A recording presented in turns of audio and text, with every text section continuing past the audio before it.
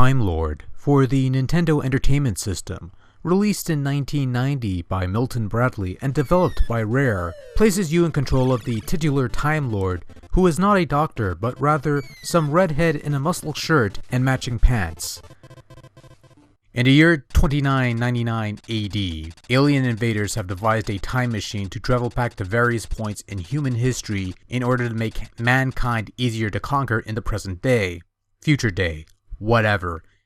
As the Time Lord, your mission is to prevent the alien invaders from altering the timeline, and you do this by going back in time and collecting orbs to travel through various points in human history, and you have 1 year to accomplish this task, because should you fail before the year 3000 hits, the time machine will self-destruct and the game will end. So the invaders plan to take over the cosmos with the Y3K bug. Clearly, this game is a product of the times.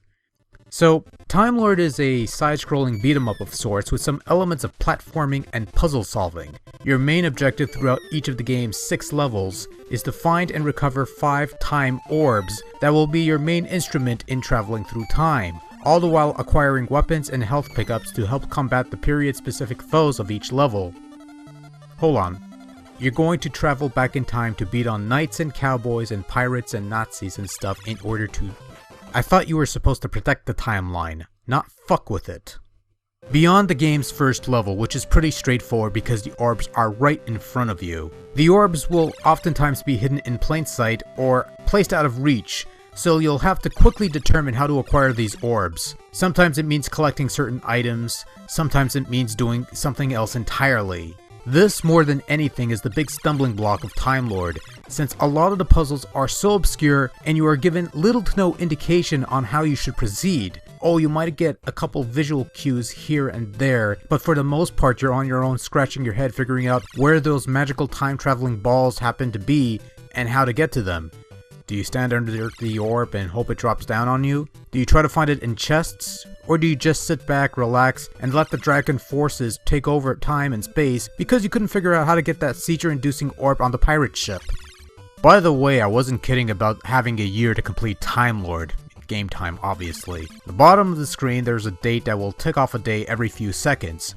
So, in practice, you have a little over, 23 to 24 minutes tops to beat the whole game. So you have less than half an hour to fight off period-specific foes, solve puzzles to acquire the first 4 orbs which will subsequently allow you to fight the boss, and defeat him for the final orb that will allow you to progress to the next level, where you can perform the whole process all over again. And you're doing this for roughly 6 levels, and you have to do all of this in a little over 20 minutes. Joy. Time Lord is marred with repetitive gameplay. Your Time Lord is shackled with sluggish controls and some lame attacks such as punching and a flying kick. I guess they ran out of screwdrivers to give their Time Lords. You can collect period-specific weapons such as swords and guns and things of that nature, but other than a few exceptions, they all end up doing the same thing depending on the weapon. More than anything, however, I am confounded by how ineffective any of your attacks really are, with some enemies requiring several blows to be knocked off screen. I find it particularly odd that one sword swipe is more than enough to knock off an armored knight, and yet it takes several sword swipes to kill a bare-skinned pirate. Also of particular note is the 3rd level boss, this bandito looking fellow who shoots big bullets and takes a near infinite amount of hits to kill. Really, this guy takes forever to defeat and will usually eat up most of your time. Your best bet is to grab yourself a turbo controller and go that route to make short work of him because time is short, especially in Time Lord. None of this is helped with somewhat questionable collision detection, no doubt hindered by the perspective implemented. Sometimes this questionable collision works for you, and other times it'll work against you, but all of the time it's just another quibble to add to the pile of uninspired tripe that is Time Lord for the NES. Seriously, a video game about time travel could have been something cool, but instead we're given a lame quest to gather your balls. Absolutely amazing.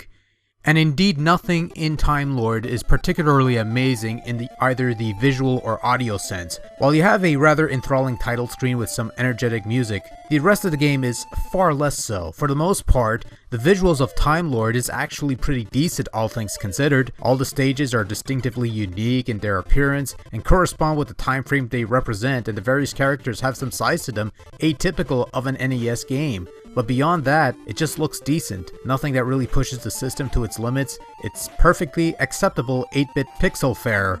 Likewise, the same could be said for the sound of Time Lord. Aside from the sound effects, which are there in a limited capacity and not much else to say in that regard, the tunes are of decent quality. As far as memorable tunes within the NES library, Time Lord's collection of melodies wouldn't be on the top of the list, but they do fit the time period they represent. They sound decent enough not to hurt your ears after long periods of time, and they sound fine. It's nothing fantastic, but it's fine. The idea of a time-traveling hero jumping across history is one with almost limitless potential, and a good game based on the concept would have been a thrilling experience. Unfortunately, Time Lord is a game not only limited in scope, but also limited in everything else. At times, I'm left wondering what kind of game Time Lord wants to be, as it tries to be a side-scrolling beat-em-up brawler with some elements of exploration and puzzle elements, and it doesn't do much of a good job of it. And it's a shame because the concept is full of potential, and Time Lord sadly does little to tap into that potential. On a whole, not a fun time had by all, doesn't work for me. Sorry.